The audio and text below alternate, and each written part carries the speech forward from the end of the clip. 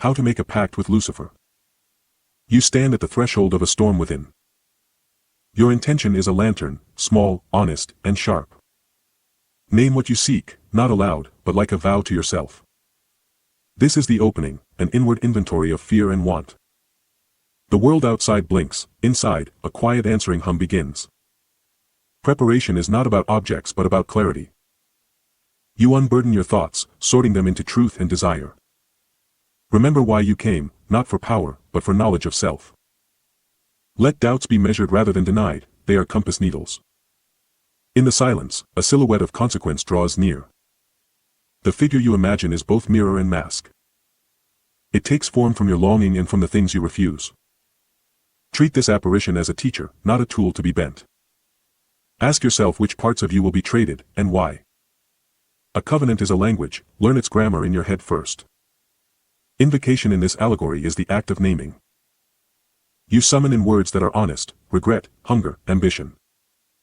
Speak as though speaking to a childhood wound, with blunt compassion. Do not seek to command, instead, invite an answer, any answer.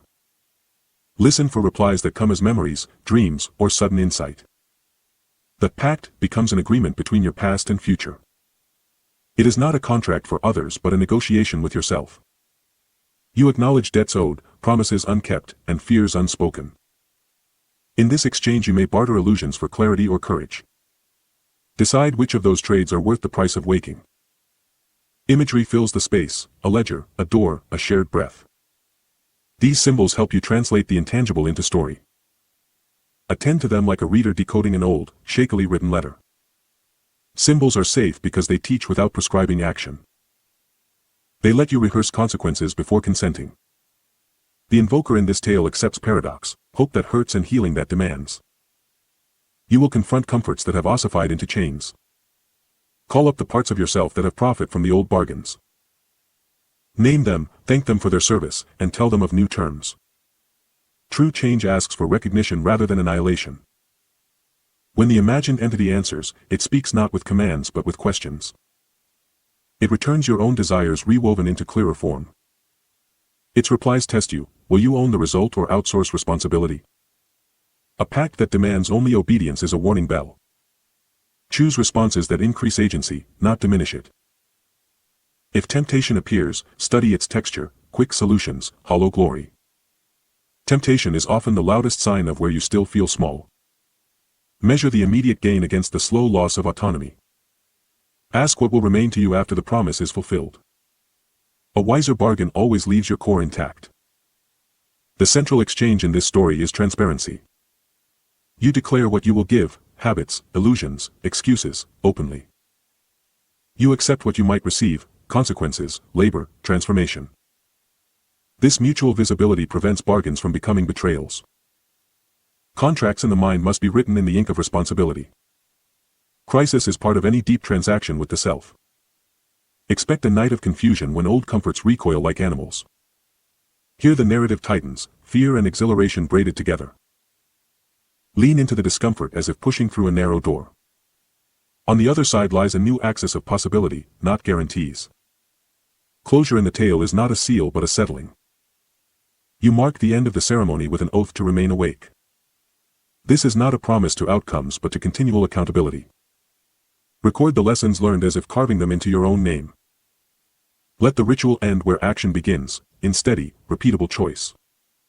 After the imagined pact, life is tested by small, daily reckonings. Old reflexes will tug as if the bargain never happened. Meet them with the same deliberate speech you used at first. If you falter, the pact is not broken, it is an exercise in learning. Return to your clear intention like a pilgrim to a small shrine. Remember that the other side of desire is cost and consequence. Do not romanticize sudden elevation, most growth is slow and unglamorous. Honor the slow work, discipline, apology, repair, that follows. The true reward is not a trophy but expanded capacity to choose. Power that arrives without effort usually requires silent, hidden payments. Use the pact as a parable to refine relationships with others. Do not use metaphors of dominance to justify real-world harm. Transform the language of taking into the language of mutual giving. A healthy life is a series of negotiated boundaries, not exploitations. Let the story teach you how to welcome without consuming. If regret appears, treat it as data rather than doom. Regret signals misalignment between action and true values. Write it down, use it to adjust the conditions of the oath. There is no irreversible damnation in a psychological covenant. Every choice can be amended by conscious, honest repair. Teach the lesson forward, whatever you pledged inwardly should aid others. Convert personal vows into communal responsibility where possible. A matured pact seeks justice for more than just one heart. When your aims benefit others, the costs are shared and lighter. This reduces the chance that private bargains will turn predatory. Ceremony, in this retelling, is rehearsal for ethical living.